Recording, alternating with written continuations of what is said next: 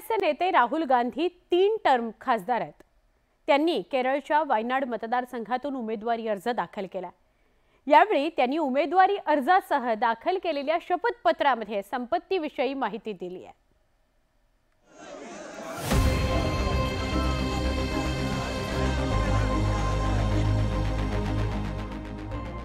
राहुल गांधींनी बुधवारी केरळच्या वायनाडमधून सलग दुसऱ्यांदा उमेदवारी अर्ज दाखल केला।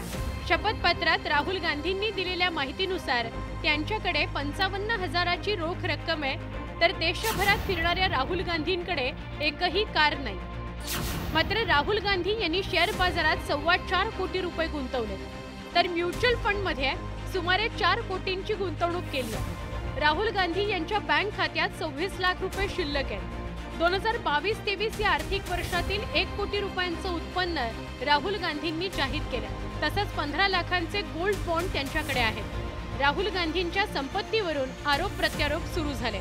गांधी कुटुंब असेल, उद्धव ठाकरे कुटुंब असेल, हे दुसऱ्यांच्या पैशावर जगणारे हे सगळे कुटुंब आहेत।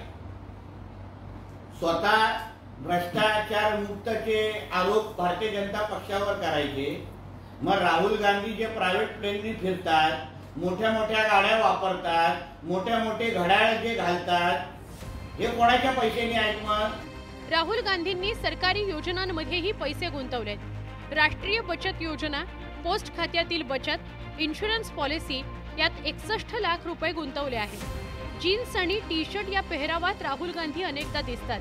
अंगठी किंवा सोनसाखळीचा राहुल गांधींनी कधी वापर केल्याचं दिसत नाही। मात्र त्यांच्याकडे 4.25 लाखांचे दागिने आहेत। 53 वर्षीय राहुल गांधींनी हे दागिने कुणाकरता तयार केलेत हे अजून तरी कळलेलं नाही। Bureau report, news 18 Lokmat.